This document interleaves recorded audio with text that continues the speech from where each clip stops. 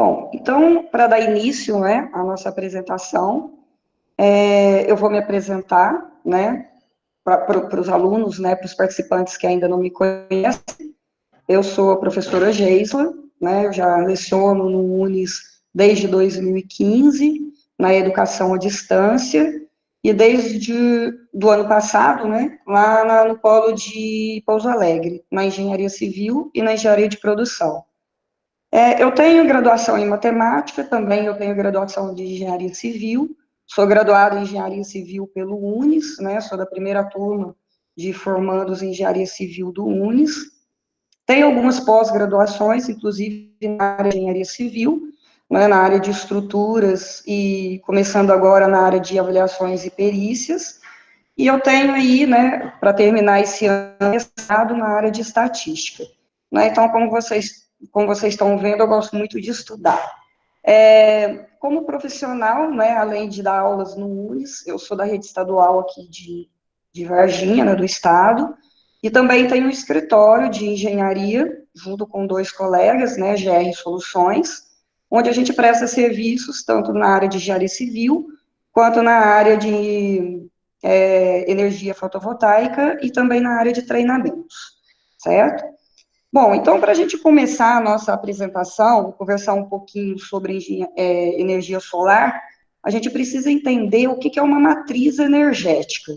Né? Então, uma matriz energética, ela vai ser todo aquele conjunto de fontes que geram energia, né, em um país, né? Essa energia gerada, né, ela tem que ser captada, distribuída e utilizada em todos os setores, né, que a gente tem aí dentro da sociedade, comercial, industrial e residencial.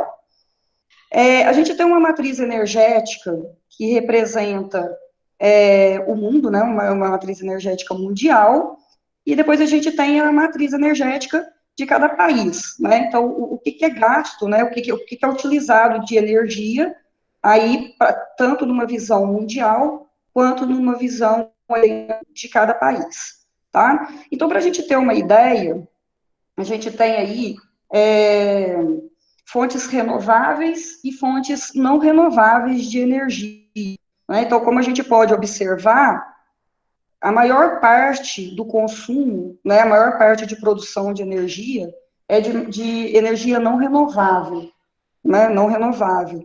Por isso, a grande preocupação que a gente tem agora, né, preocupação de procurar novas fontes de energia, porque algum dia a gente vai ter problema aí no fornecimento dessas energias que não são renováveis, certo? Olha que se vocês observarem esse gráfico, a gente tem como energia como energia renovável aqui somente a biomassa, a energia hidrelétrica. E as outras energias renováveis, que entra a solar, que é a que a gente vai abordar, ela faz ali um pequeno esforçozinho de 1%, né, dentro aí de todo tipo de energia que a gente tem utilizável no mundo.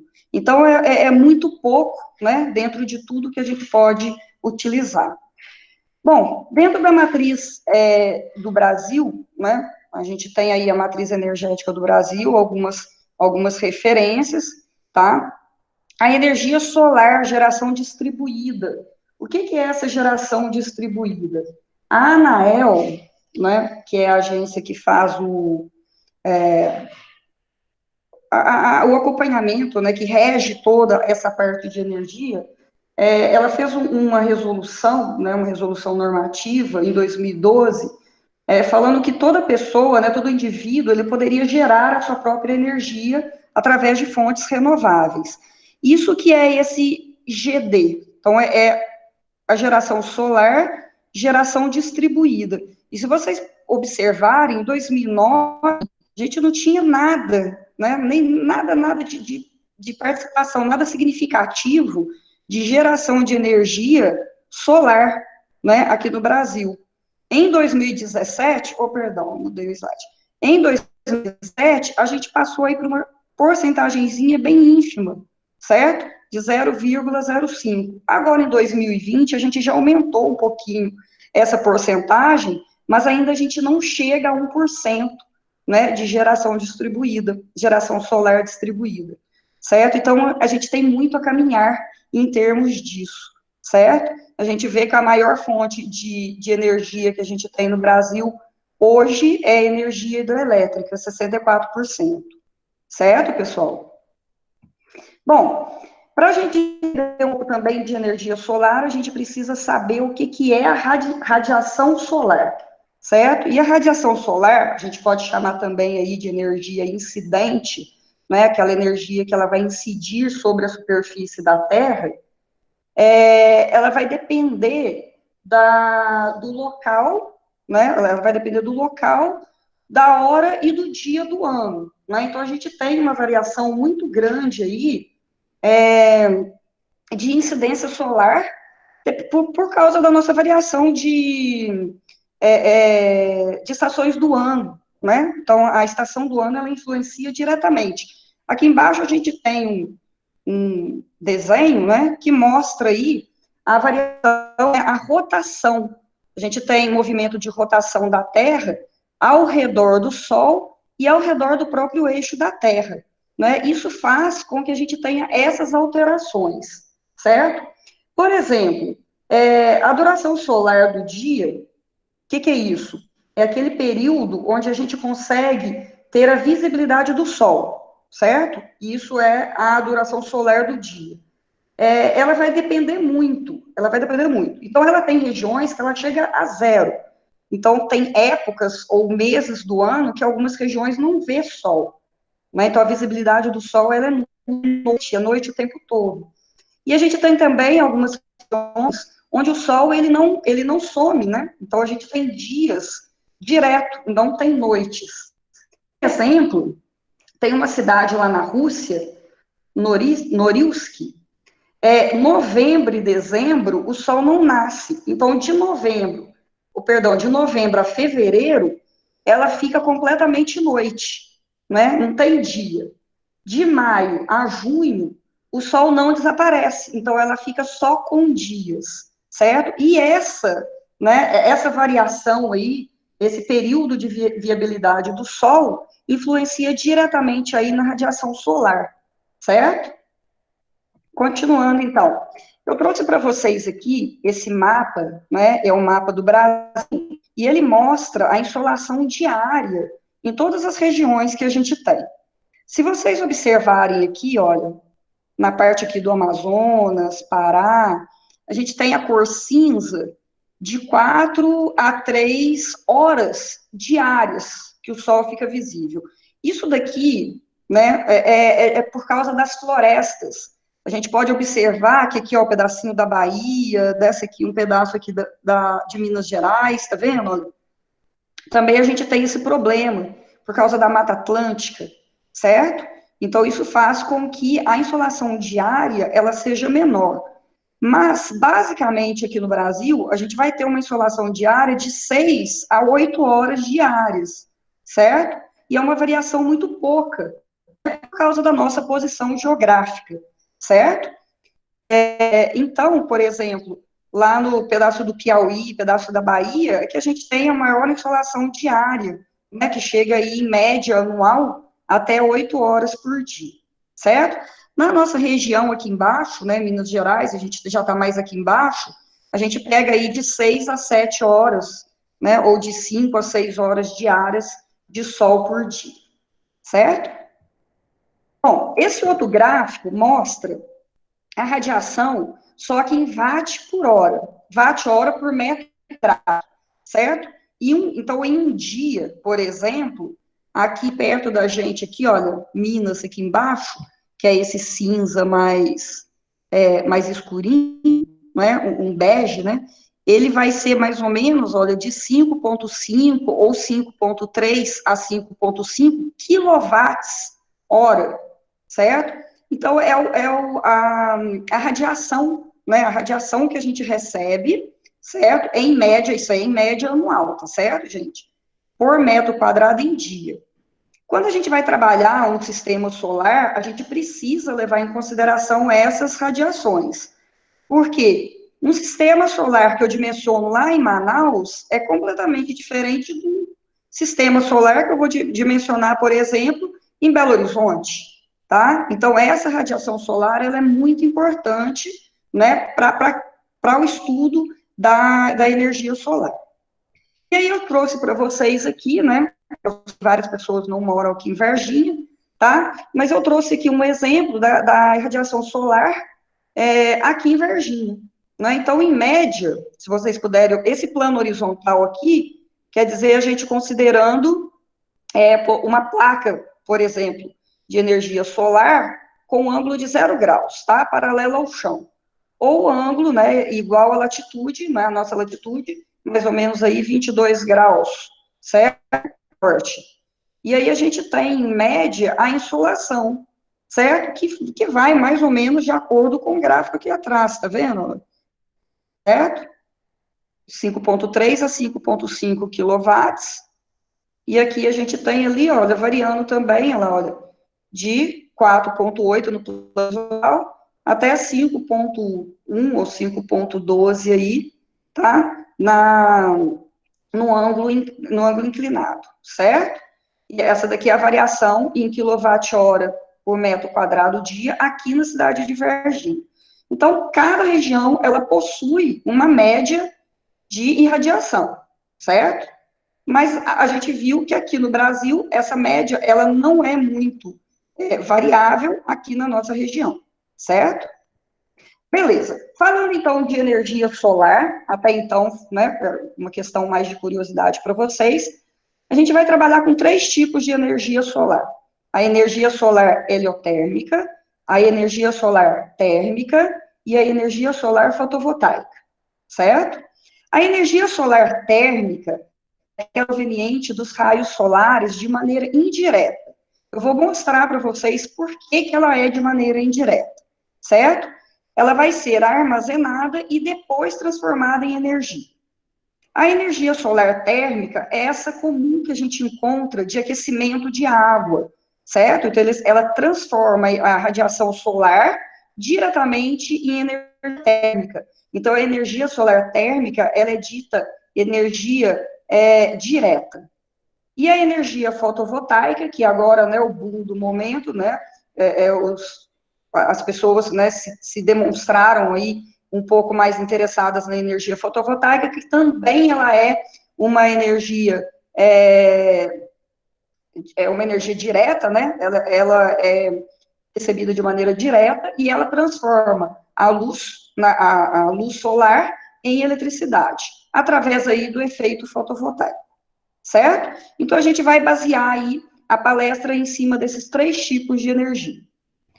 Beleza, então a energia solar heliotérmica, ela também é chamada de energia termosolar.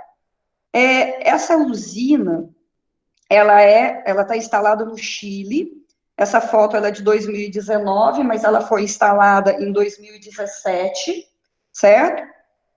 Eu vou explicar o funcionamento dela, mas é muito interessante a gente perceber, olha, que esses painéis que estão ao redor dela, eles não são painéis fotovoltaicos, eles são espelhos, certo?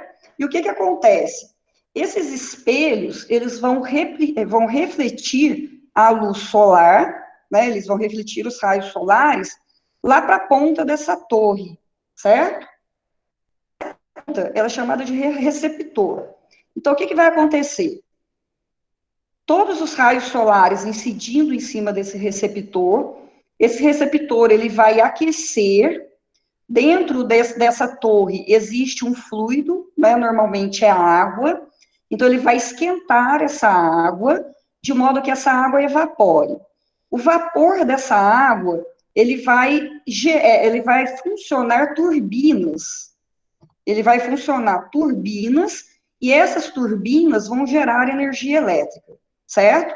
Então, por isso que ela é uma forma indireta, porque os espelhos, né, vão transmitir os raios solares para o receptor, esse receptor, ele vai aquecer a água, de modo que ela vaporize, e esse vapor vai mover turbinas, então é uma energia mecânica, Dessa energia mecânica, a gente tem aí a energia elétrica, certo? Por isso que ela é uma energia indireta, porque primeiro transforma em energia mecânica, para depois transformar em energia elétrica, certo?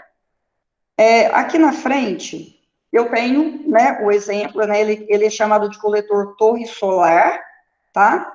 Que mostra direitinho aquilo que eu acabei de falar, tá? Então, uma coisa interessante que eu não falei aqui atrás, esses refletores aqui, esses espelhos, eles acompanham o Sol, né? Então, à medida que o Sol vai caminhando, né, no céu, esses espelhos, eles também caminham acompanhando, para melhor, para melhor questão, né, para a gente ter uma garantia aí de conseguir transmitir o calor o dia inteiro.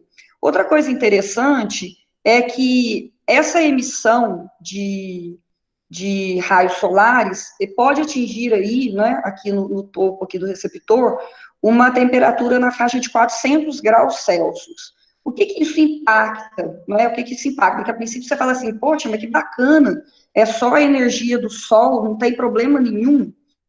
Tem um problema, um dos problemas, né, mas o mais grave, por exemplo, é que toda a fauna aqui em volta, ela fica prejudicada. Inclusive pássaros, que imagina um pássaro passando nessa região a uma temperatura tão alta, ele não sobrevive, né? Então a gente tem esse impacto aqui, né, uma desvantagem aí da nossa energia solar heliotérmica, é a fauna, né, e a grande área, a grande extensão de área que tem que ser utilizado, né, tem que ser utilizada aí para a instalação de uma usina como essa. Bom, então aqui eu já falei para vocês, né, outro tipo de energia heliotérmica, né, outro tipo de captação, são os coletores de calha parabólica. Como que funciona isso? Os refletores, eles são arqueados, tá vendo? Então, os espelhos, nesse caso, eles são arqueados. De modo que, a hora que o raio de sol incidir sobre eles, os raios são diretamente direcionados para esses tubos, esses canos, tá vendo? Certo? E aqui dentro também passa o fluido, a água, por exemplo. E aí, o que que acontece? Quando esses raios vão incidir aí sobre os espelhos, vão incidir aí sobre os tubos, eles vão aquecer os tubos, o processo é o mesmo. A água vai vaporizar, certo? O vapor vai movimentar turbinas, e essas turbinas vão gerar aí a energia elétrica, certo? Coletor linear de Fresnel. É o mesmo sistema. Qual que é a diferença? É que os espelhos, eles não são arqueados, eles são planos, certo? Então, o procedimento é o mesmo, né? Eles são colocados de modo que a hora que o raio solar incidir sobre eles, eles são transmitidos para o sistema de tubos. O sistema de tubos vai aquecer o fluido, esse fluido evapora, a evaporação, né, produz o movimento das turbinas, e as turbinas geram energia elétrica. Então, vocês estão percebendo que na energia solar heliotérmica sempre vai ser esse conceito, raio solar incidindo em cima de um compartimento, pode ser o tubo, pode ser o receptor, esse vai transformar em energia, vai ferver, transformar em energia em vapor, vapor transforma em energia mecânica transforma em energia elétrica, certo? Aqui no Brasil, eu pesquisei, mas eu não encontrei nenhum tipo de energia, de usina, né, solar heliotérmica, certo? Pode ser que ali para o lado da Bahia, ali para o lado de cima no Nordeste, ali pode ser que tenha, mas eu não consegui achar. A que eu achei aqui na nossa região foi essa do Chile, certo? A gente tem também o disco parabólico, né, que é o mesmo conceito, e é o mesmo conceito de uma antena parabólica comum, né, só que a antena parabólica, ela pega lá o sinal do satélite e transmite lá para o receptor que fica lá em cima da nossa antena. O disco parabólico é o mesmo conceito, né, só que ele vai captar os raios solares, certo? Bom, então, de energia solar heliotérmica, né, é uma energia mais difícil de ser encontrada, a gente não costuma ver, né, esse tipo de energia com facilidade, mas a energia solar térmica, sim. Porque quando a gente sai de casa e dá uma volta aí pela cidade, a gente vê muito sistema de energia solar térmico, né? Então, ele é o mais comum que a gente tem aqui, né, no Brasil, na nossa região, principalmente, certo? Então, a radiação solar, ela vai ser absorvida pelos coletores, tá vendo? Olha, essa parte aqui de cima são os coletores. O que que tem de diferente nelas? Porque a energia heliotérmica, ela vai ter temperaturas aí na faixa de 400 graus Celsius. Na energia solar térmica, a temperatura ela vai ser inferior a 100 graus, certo? Então, são temperaturas relativamente baixas, certo? Onde que a gente usa? Onde que a gente costuma usar a energia solar térmica?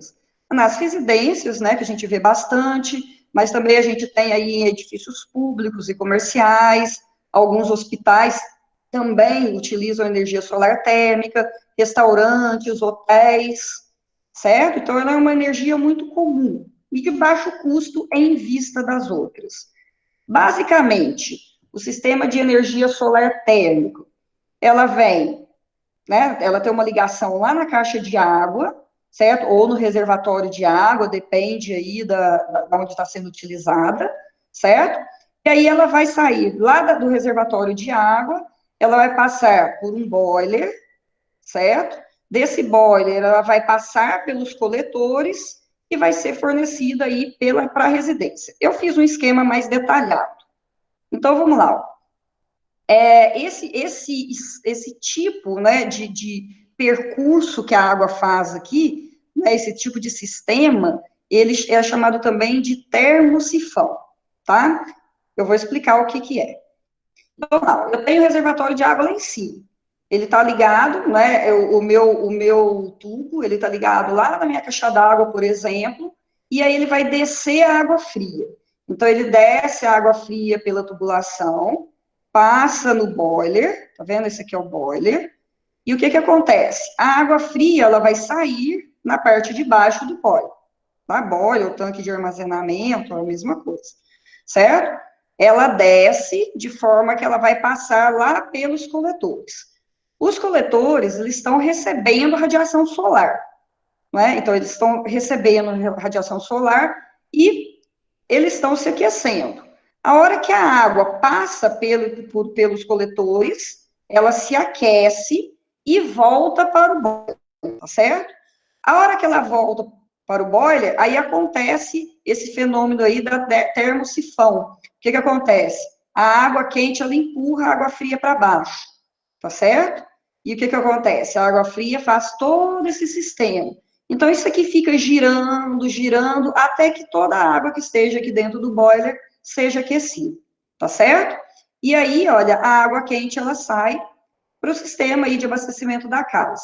Pode ser o chuveiro, né? Pode ser a torneira da cozinha, e todas as opções que a gente tem de aquecimento dentro da residência, tá certo? Então, é muito simples o sistema de aquecimento solar, né? Muito simples. Só que a gente tem um problema. Ah, não, eu fiz aqui, olha que bacana isso daqui.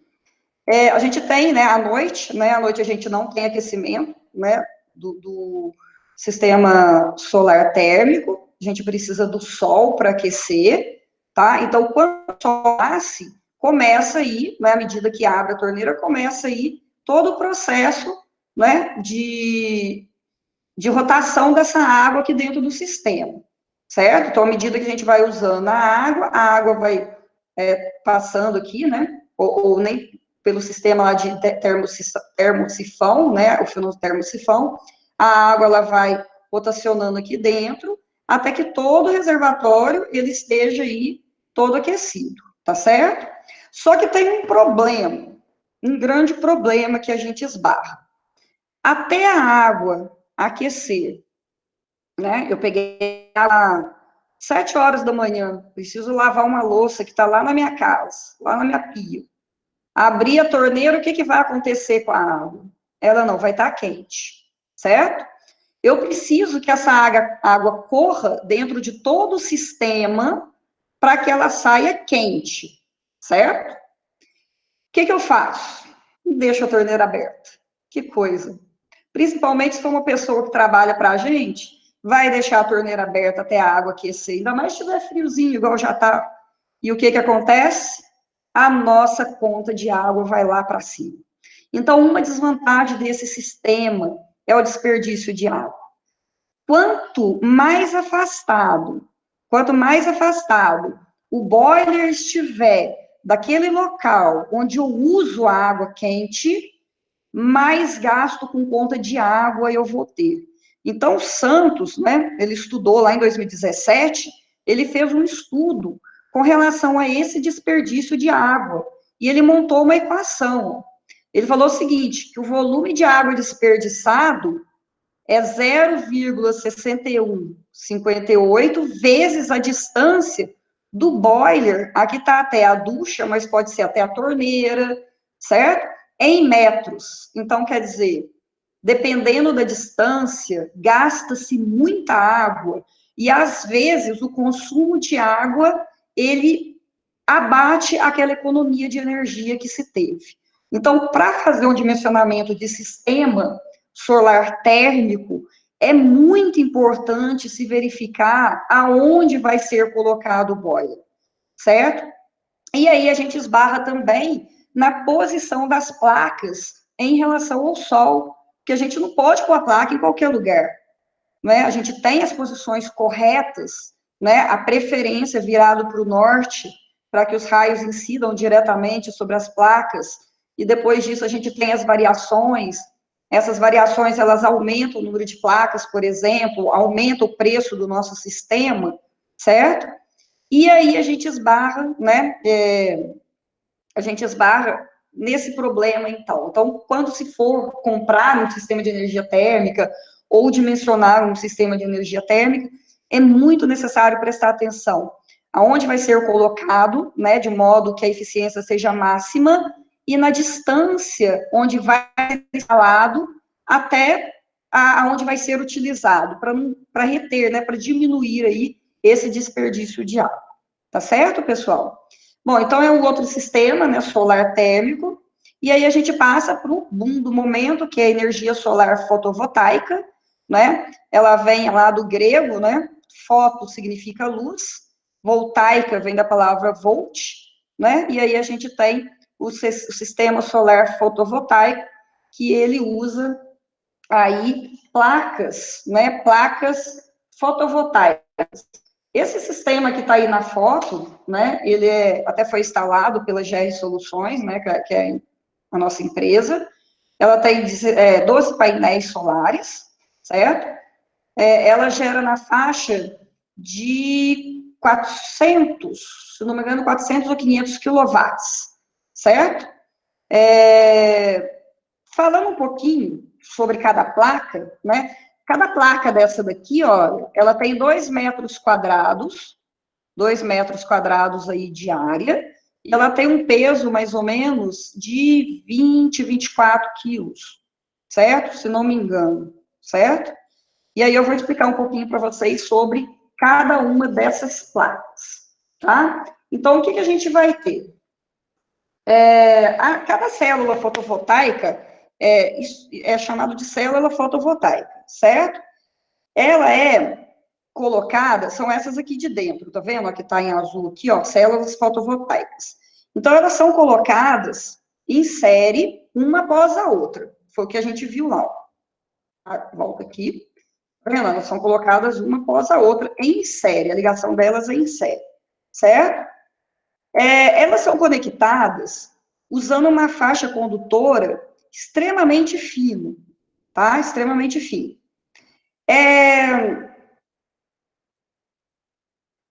De modo que todas as células fotovoltaicas do painel solar estejam ligadas, assim como um circuito, tá certo? Então, elas são ligadas, elas têm que ser ligadas em série, tá? Para elas se comportarem como um circuito elétrico, tá certo? Tanto aqui dentro da célula tanto aqui na instalação, quanto aqui dentro da célula fotovoltaica, tá vendo? Elas também são ligadas em série, certo? E aqui dentro também elas formam um circuito, certo? Essas células, elas são cobertas por uma lâmina de vidro temperado. Então, olha, ó, vidro temperado, tá vendo? Certo? Que é composto de uma substância antiaderente e antirreflexo, certo? Beleza. Depois do vidro especial, né, depois desse vidro, ele vem uma moldura, certo? Uma moldura de alumínio, a gente consegue ver certinho aqui, né? Então, esses retângulozinhos pretinhos aqui são as células fotovoltaicas. Em cima dele, a gente tem o vidro, né, que a gente não vai enxergar, e a gente tem do lado aqui, olha, a moldura de alumínio, certo? Na parte inferior dessa célula, né, dessa placa fotovoltaica, a gente tem aí a caixa de junção, certo? A caixa de junção, ela vai conter os cabos que vão fazer toda a ligação das células fotovoltaicas com o resto do sistema, tá? Então, basicamente, assim que é montada um painel fotovoltaico, tá? Então, ele tem as células fotovoltaicas, ele tem o vidro, né? Tem o encapsulante também, que é como se fosse ele cobre a célula fotovoltaica aí como se fosse um sanduíche, tá vendo? Tá? Para ajudar aí na geração da energia elétrica, certo? A gente tem o vidro, né, o vidro temperado, a gente tem a moldura, e aqui embaixo a gente tem a caixa de junção, certo? Bom, a gente tem dois tipos de sistemas fotovoltaicos. A gente tem o sistema off-grid e a gente tem o sistema on-grid. Qual que é a diferença de um para o outro? O off-grid, ele não é ligado na rede de energia. Ele não é ligado na CEMIG, que é o nosso caso aqui, que é a nossa fornecedora, certo?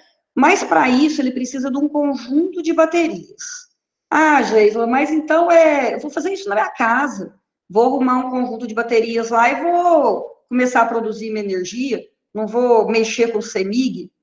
Não tem como, porque é um sistema. Bom, tem como, mas é um sistema caríssimo, né? Porque eu preciso ter baterias o suficiente para poder armazenar toda a energia que eu produzo, né? Então, isso precisa ser muito bem dimensionado. E residencial torna-se muito caro, não é? Talvez aí para grandes empresas, mas o off-grid, ele é um sistema muito caro, porque a gente tem que economizar, a gente tem que guardar toda a energia que é produzida. Diferente do sistema on-grid. O sistema on-grid, ele é ligado diretamente na rede da CEMIG, certo? Então, o que acontece? Eu produzo a minha energia, certo? Consumo a energia dentro da minha residência, ou do meu hotel, ou da minha empresa, ou da minha indústria, e o que sobra, eu devolvo para a CEMIG, certo? Eu deixo guardado lá na CEMIG, ao invés de deixar guardado em geradores, eu deixo guardado lá na CEMIG. Por isso, o on-grid, ele tem que ser ligado na energia elétrica, tá certo? Vou mostrar para vocês como que é a instalação. Aqui, olha, aqui vamos observar aqui primeiro. Até então, o mesmo do off-grid. Então, eu tenho as placas solares, tá certo? Das placas solares, eu vou descer o cabeamento que vai por um sistema de inversor, que eu vou explicar logo ali adiante, tá certo? Ele é ligado dentro da minha residência, para o consumo interno da minha residência, e sai para a rede da CEMIG. O off-grid é a mesma coisa, só que ele sai para as baterias, certo? Beleza. No sistema on-grid, essa partezinha aqui, que é onde recebe, né, toda a energia que vem dos painéis, até sair lá para a nossa residência e até sair para a rede da CEMIG, ela está representada aqui, tá? Então, essa é uma foto de uma usina nossa, certo? Esse aparelho que está aqui em cima, ele é chamado de inversor, ele que vai transformar a energia que vem lá dos painéis, né, que é uma corrente alternada, e ele vai transformar aí em energia, em corrente contínua, que é a corrente que a gente utiliza dentro da nossa residência, tá certo? Então, precisa do inversor para fazer essa transformação. Antes, né, antes de chegar no inversor, a gente tem um sistema, né, que nada mais é que uma caixa de disjuntores, certo? Para fazer a proteção caso haja aí uma descarga elétrica e não prejudicar os nossos aparelhos que estão ligados, né, conectados a partir dele. Saindo do inversor, aqui não está ligado ainda, né, mas ele vai ser ligado a esse outro conjunto, né, a esse outro conjunto de disjuntores, ele é chamado de string box, certo? Esse conjunto de disjuntores, ele é chamado de string box. Então, ele também, a hora que ele sai do inversor, ele também passa por uma string box, que é um conjunto de disjuntores, de modo a proteger o nosso sistema, tá certo? Então, quem faz a conversão da energia, da corrente, né, que vem lá das placas fotovoltaicas, para a corrente que a gente vai utilizar dentro da nossa residência, é o inversor, tá? As string box, elas são são usadas para prevenção, certo? Ou se eu preciso dar manutenção, então, por exemplo, eu preciso dar manutenção lá nas minhas placas fotovoltaicas, então eu preciso desligar, eu preciso interromper a geração de energia, caso dê alguma descarga, não atrapalhe aí, não influencie aí no meu inversor. A mesma coisa, né? Se eu preciso mexer lá dentro, ou dentro da minha residência, por exemplo, eu desligo a string box que está chegando, né, lá no meu inversor, para que não tenha nenhum problema, tá? Então, são prevenções. Uma coisa muito interessante, que gera muita dúvida na energia solar fotovoltaica, é que, se acabar a energia elétrica da rua, a CEMIG está lá na rua dando manutenção no poste, cortou a energia, eu vou ficar sem energia? No sistema on-grid, sim. No sistema on-grid fica sem energia do mesmo jeito que todos os outros moradores. No sistema off-grid, não, porque você tem lá o teu sistema de armazenamento, tá? Por que no on-grid você fica sem energia? É para prevenção e para segurança das pessoas que vão estar fazendo a manutenção. Porque você está gerando energia, você está gerando. E você está lançando lá na rede de distribuição da CEMIG. Se não corta, né, se não corta a energia lançada na rede de distribuição, a pessoa que está dando manutenção lá pode levar um choque, pode vir até a morte, certo? Então, no sistema fotovoltaico on-grid, essa instabilidade na rede também ela existe. Acabou a rede, né, acabou a luz na CEMIG, imediatamente o inversor ele é desligado, ele desliga automaticamente, tá certo? Que é esse aparelho aqui. Outra coisa interessante, diferente da energia solar térmica, a gente consegue, através do sistema de Wi-Fi, verificar a geração da energia em tempo real, toda a energia que o meu sistema ele está gerando, né? Então eu consigo observar se a minha geração ela está normal, se está com algum problema, certo? Tudo através de aplicativo de celular. E é interessante, eu devia ter colocado aqui, agora que me veio na cabeça, a geração de energia durante todo o período do dia, ela se comporta como uma distribuição normal, sabe? A curva, quem já estudou estatística aí sabe, aquela curva que parece um sino, distribuição normal. Então, a distribuição de energia fotovoltaica, ela se comporta exatamente daquele jeito. Então, quanto mais próximo, né, da curva normal ela estiver, mais eficiente ela vai estar. Isso é muito interessante. Bom, alguns outros tipos de sistema solar, além dos três que eu já apresentei para vocês, né? A gente tem o sistema solar integrado, então ele vai gerar energia elétrica e solar, elétrica e calor ao mesmo tempo. A gente não tem, por enquanto, esse tipo de sistema. Esse foi implantado lá na Austrália, certo? Então ele gera eletricidade e calor ao mesmo tempo. Eu não vou me deter muito a esses sistemas aqui, são só a título de curiosidade, tá certo? Eu tenho as células solares a gente tem estudos aqui no Brasil, tá vendo? Elas também captam a energia do sol, certo? Elas são feitas aí de polímero e plástico, tá? E elas podem aí ser instaladas em vários locais, tá? Ah, Geisa, mas aí eu vou conseguir abastecer a minha casa com isso? Não, não, de jeito nenhum, porque gera muito pouco, né? Você vai conseguir aí alimentar um computador, um telefone, um celular, né? Ou algum outro componente aí eletrônico que não usa muita energia, tá certo?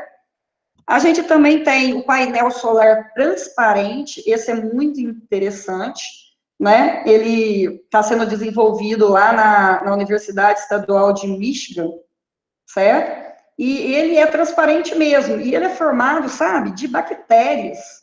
Essas bactérias, como elas são visíveis a olho nu, né, elas deixam aí esse painel solar aí transparente, certo?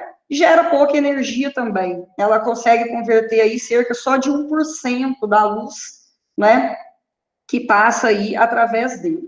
Mas aí os estudos estão querendo chegar em um aproveitamento até de 40%. A gente tem a janela solar também, muito interessante. Ela foi aí concebida numa startup, né? Então, ficar de olho aí nas startups, pode sair coisa bastante interessante. Ela pode gerar até 50 vezes mais energia do que um painel solar. Então, olha como é interessante. E essa janela solar, ela é um painelzinho que a gente pode colocar sobre a janela da nossa casa, né? A janela pode ser o plástico, pode ser vidro, certo? E ela gera mais que uma célula fotovoltaica aí comum, tá? Ela é norte-americana. A gente tem também painel fotovoltaico que pode captar a energia da chuva. Tá vendo, gente, quanta coisa interessante a gente tem, né? Coisa que talvez a gente nem imaginava que existia. Não é porque é tão comum, né? Energia solar para aquecimento de água. Agora, energia solar fotovoltaica. Mas olha quanta coisa o sol pode nos oferecer. Até a chuva, né? Nesse caso. Ela está sendo desenvolvida na China, tá? E ela capta energia pela chuva que cai nos painéis, né? Então, o impacto da chuva aí nos painéis, ela faz aí a produção de energia elétrica, tá? Então, olha, gente, eu estou falando sobre esses sistemas bem por cima, né? Mesmo porque a gente não tem tanto tempo para isso. Se vocês quiserem aprofundar, precisa pesquisar um pouquinho mais, tá? A gente tem as telhas solares, né? Então, as telhas solares, elas também captam energia, né? Capta energia, a radiação solar, certo? Ela é italiana, né? Então, lá na Itália que foram feitos aí os primeiros estudos. O interessante delas é que elas podem ser fixadas sobre telhas comuns. Tá vendo? Isso aqui é uma telha cerâmica comum que a gente tem por aqui, né? Então, essas placas são chamadas de telhas solares, elas são fixadas diretamente em cima de uma telha cerâmica, certo? Aqui no Brasil, a gente começa, né, a ver algumas telhas solares começando a entrar no mercado, porque nossa região ainda não tem, tá certo? Mas eu acredito que logo, logo chegue até nós, certo? Mas é um sistema também de captação de energia do sol para fornecimento de energia elétrica. A gente tem a placa solar ondulada. Qual que é o interessante aí dessa placa? Né? Ela também é lá da Universidade de Michigan. Por ela ser ondulada, ela capta melhor a radiação solar, né? Porque até então a gente tem placas planos, certo? Então, as placas onduladas, elas captam melhor a radiação solar, certo? E, nesse caso, a eficiência aí, durante todo o período do dia, ele se torna melhor. A gente tem também, muito interessante, a turbina eólica com placas solares, né? Então, a turbina eólica com placas solares, além de gerar energia eólica, ela gera também a energia aí solar, certo? Também muito energia elétrica, né? E através aí das placas solares. Então, é um sistema muito interessante, né? Ela está sendo desenvolvida lá em Liverpool, na Universidade de Liverpool, certo? Também não achei nenhuma em um parque eólico, né, que já tenha desenvolvido aí, esteja sendo desenvolvida junto com as placas fotovoltaicas. Outro muito interessante, né, interessante demais, é o girassol solar retrátil, né, o girassol solar retrátil. Ele é formado por vários painéis, certo? Esses painéis, durante a noite, eles se fecham, certo? Então, a hora que o sol nasce, ele se abre, e ele acompanha o sol, como lá que eu expliquei para vocês dos espelhos solares, ele acompanha o sol, tá? Então, ele tem um gerador não, uma bateria dentro, né? Onde ele vai receber toda a energia que ele produzir, ele vai guardar aí dentro da bateria, e ele abastece aí uma residência comum aí, com todas as suas despesas, certo? Muito interessante esse sistema aí de girassol solar retrátil. Retrátil porque ele vai acompanhar o sol, né? Então, ele acompanha o percurso do sol no céu. Eu tenho aí as células fotovoltaicas mais eficientes, então estudos, né, estão melhorando aí as células fotovoltaicas que a gente já encontra no mercado, certo? Para melhorar a eficiência, né, e aproveitar melhor aí toda a irradiação solar que a gente tem. Só que, pessoal, isso que eu mostrei para vocês, né, dentro lá da energia solar, da térmica, da fotovoltaica, a gente se debate ou se depara com painéis grandes ou pequenos, a gente se depara com painéis.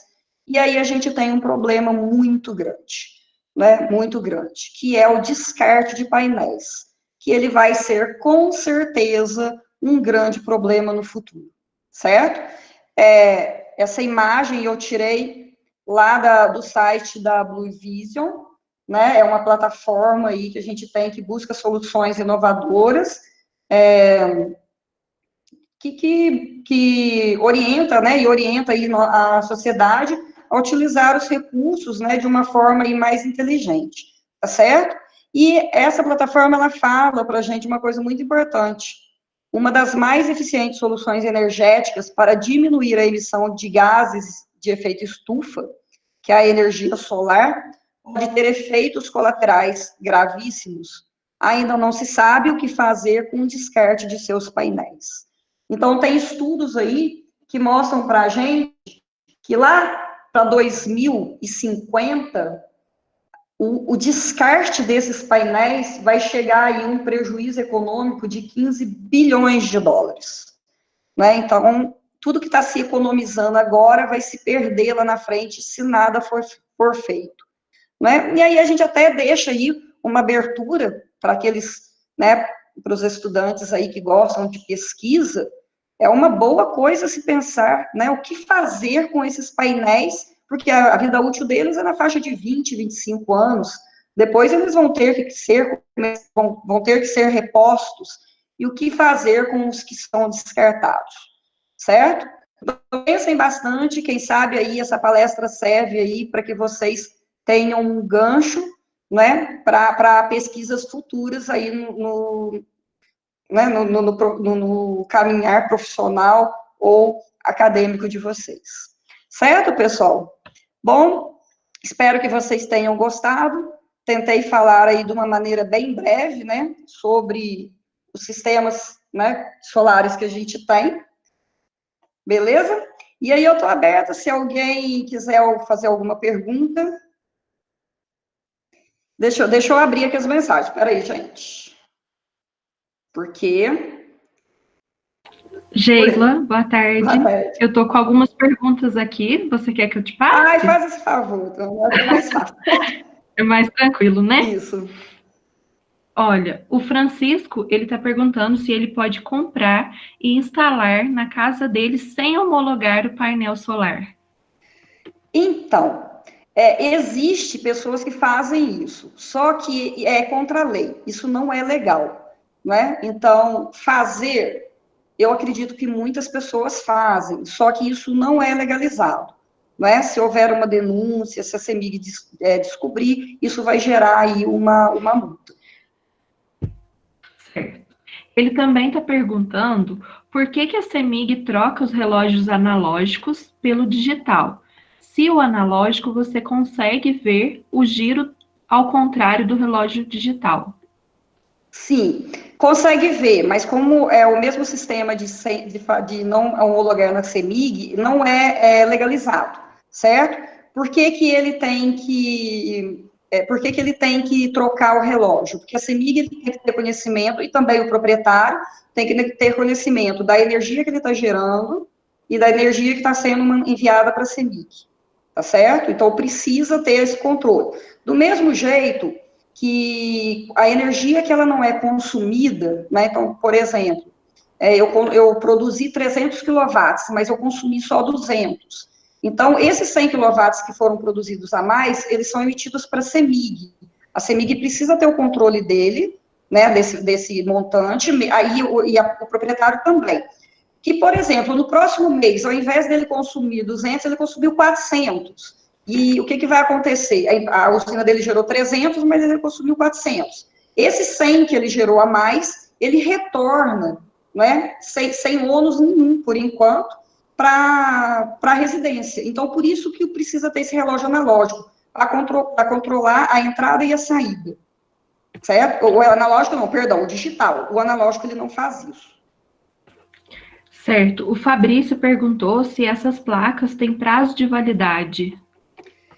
Então, as placas da fotovoltaica, elas têm uma durabilidade, né, assim, vamos falar de durabilidade na faixa de 25 anos, certo? 25 anos. É claro que, no decorrer do tempo, elas vão perder um pouquinho aí da sua eficiência, não é? Então, ela tem uma eficiência, com 20, 25 anos, ela deve ter uma eficiência em torno de 80%. Mas aí a gente fala que a garantia dessas placas são de 25 anos de geração. O Geisla, o Francisco completou aqui, ele falou por que ele está sendo multado se ele está gerando a própria energia. Olha, aí a gente tem que verificar o que está acontecendo, né? Algum problema ou não deve estar acontecendo. Então, ele teria que procurar uma empresa especializada, né, que tenha um técnico especializado, para que possa fazer aí essa verificação.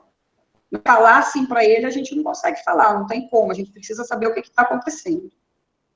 E a última pergunta dele aqui, ele está perguntando se ele pode cadastrar outra casa para mandar o consumo a mais gerado pelas placas. Pode sim. Tem duas restrições. A primeira é que ela tem que estar dentro da mesma concessionária. Então, por exemplo, se é aqui em Minas, na CEMIG, tem que ser em outra região que seja CEMIG, certo? Se for outra concessionária, não consegue, tem que ser a mesma concessionária. A outra restrição é, todas as residências ou todos os imóveis, eles têm que estar no mesmo CPF. Tá? Então, por exemplo, eu tenho aqui na minha casa e quero gerar lá para a casa da minha mãe que mora em Campanha. Posso? Posso. É a mesma concessionária, mas eu tenho que pegar a conta de luz da minha mãe e tem que passar para o meu nome. Aí eu consigo. Ou é o mesmo CPF ou o mesmo CNPJ. O Alan, ele está perguntando se essas placas podem sofrer algum dano devido às chuvas de granizo e pode haver algum risco de incêndio na residência? Então, risco de incêndio, não, porque a gente tem as string box que eu mostrei, né, que é aquele conjunto de disjuntor. Aquele conjunto de disjuntor faz com que qualquer problema que dê na placa corte imediatamente, né, a conexão lá com o interior da residência. Então, não, vai cair o disjuntor, não vai ter problema de ter um curto-circuito, por exemplo. Com relação a estragar com chuva, eu dou um exemplo que está até aqui na minha garagem. Eu estive, final do ano passado, em Santa Rita do Sapucaí, e peguei uma chuva de granizo, acho que todos devem ter escutado dessa chuva de granizo. Arrebentou meu carro. Meu carro amassou, quebrou vidro, arrebentou com o meu carro. Nós não tivemos nenhum registro de placa fotovoltaica estragada por conta dessa chuva. Então, a resistência ela é muito grande. Tem uma pergunta aqui do Everton. Geisla, boa tarde. Hoje há vários acessantes no sistema elétrico de potência através da energia fotovoltaica. Com o aumento deste tipo de cogeração em determinado local, pode ocorrer perturbação na rede de energia elétrica da concessionária local, os chamados efeitos harmônicos, causados pelos equipamentos eletrônicos utilizados neste tipo de tecnologia. Há algum estudo para mitigar estes efeitos ou chegará a um ponto que ficará limitado a utilização do sistema on-grid? Como que ele chama mesmo? É o Everton dos Santos. Ô, Everton, eu vou te pedir 1000 desculpas, mas você entrou numa parte muito técnica, tá? A minha graduação ela é em engenharia civil, e esse conhecimento ele teria que ser passado pelo nosso técnico, né, que ele é um engenheiro eletricista. Você me perdoe, eu pego o teu e-mail depois e passo a resposta para você da tua pergunta, Tuane, se você puder me fazer essa gentileza, tá? Mas eu, com o meu conhecimento, eu não tenho como te responder isso agora, me perdoe. Everton, escreve o seu e-mail, por favor, aqui no chat, que aí a gente passa para a professora Geisla. Professora, tem o Vinícius, ele pergunta o que é backchat e como isso funciona. Então, Tuane, tem algumas que são realmente mais técnicas, né? Infelizmente, eu não sei responder. As que eu não souber responder, eu quero que vocês me enviem, eu passo para o nosso técnico lá e depois eu retorno com o maior prazer. Certo, vou passar para a próxima. O Simão, a respeito da armazenagem desses tipos de energia, se existe e como isso pode ser feito, ou poderá até mesmo... Ai, ficou meio confuso. Poderá até mesmo a venda, se existe dessa armazenagem. Sim. Tem como armazenar, que foi o caso que eu falei, que são as baterias, né? A utilização de baterias. É um sistema mais caro, mas tem como armazenar. A venda, ela não é legalizada, né? Então, por exemplo, eu tenho a usina fotovoltaica aqui na minha casa e eu vou vender, né? Eu vou vender isso daí ali para o vizinho. Eu posso até fazer, né? O que eu faço? Eu vou lá na casa do vizinho, pego a conta de energia, passo para o meu nome, né? Abate na conta dele, ele me passa lá o valor que eu vou cobrar todo mês. Não é legalizado, certo? Eu não estou dizendo que não há isso, que eu acredito que sim, mas não é legalizado.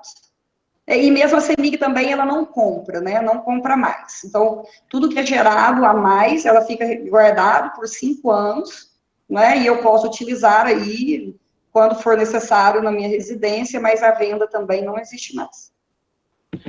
O Simão Não, desculpa, o Carlos perguntou qual o custo desse investimento, mas ele não especificou de qual placa, não especificou aqui na pergunta, professora. Então, a placa, a fotovoltaica, por um consumo aí de uma residência, que um gasto normal, por exemplo, R$ 150, R$ 160 de conta de energia, a gente consegue aí um sistema na faixa de R$ 8.000. Né? Aí a pergunta é, caramba, mas isso é muito caro. Mas não é muito caro, porque quase todos os bancos, eles já têm uma linha de financiamento voltado para esse tipo de sistema. Então, o que acontece? Com prazo de carência, né? Por exemplo, 3 meses de carência. Então, até montar o sistema, homologar e começar a gerar, fica dentro desses 3 meses de carência. Então, quando a pessoa começa a pagar o financiamento, ela já não está mais pagando lá o valor total da conta de energia. Então, acaba não tendo um gasto a mais, né? Então, o sistema é um sistema caro, mas pelos métodos de financiamento que se tem, acaba saindo elas por elas. Então, você não tem gasto além. É muito interessante isso. Vou para a pergunta da Ellen. As placas fotovoltaicas têm, em média, duração de 25 anos. Após esse período, elas têm que ser trocadas? Ou perde a eficiência? Ou se troca algumas? Então, na verdade, até antes de 25 anos, elas já começam a perder eficiência. Né? Estudos mostram que de 20 a 25 anos, elas têm em torno de 80% da sua eficiência, tá certo? Depois disso, né, sugere-se que faça a troca dos painéis. Certo, professor, acho que é isso. Pessoal que a professora não conseguiu responder, o Everton já me passou o e-mail dele aqui. Ótimo. Tá? E só ele que passou, o outro aluno ainda não passou. Mas de pergunta, acredito que são essas que eu consegui anotar aqui, professora. Tá certo. Se alguém mais, por nada, espero ter respondido. Espero ter respondido aí todas as perguntas, né? Algumas coisas realmente são mais técnicas, eu não consigo responder agora, né? Mesmo porque a gente estava falando de energia solar em geral, né? Não especificamente aí em energia solar fotovoltaica. Então, fica um pouco mais complicado, né? Mas quem tiver mais alguma pergunta, quanto mais... tem mais uma pergunta aí, né? Que quem foi que falou? Deixa eu olhar aqui. Você consegue ver, Tom? É o Jonathan, ele acabou de mandar aqui. Ou seja, quanto mais eficiente for a sua placa de energia solar, mais caro será o preço dela. Isso, mas aí... Sim, mas se você tem placas mais eficientes, você precisa de menos placas, né? Menos placas, então acaba sendo mais ou menos o mesmo valor, não se tem grande alteração de valor total do sistema por conta disso, né? Quanto mais eficiente, menos placas. Aí acaba saindo o mesmo valor. Obrigada. Fico muito feliz aí com os comentários, né? Espero ter correspondido aí ao que foi proposto. Obrigada, professora. Acho que é isso, né? A Laísa quer falar alguma coisa?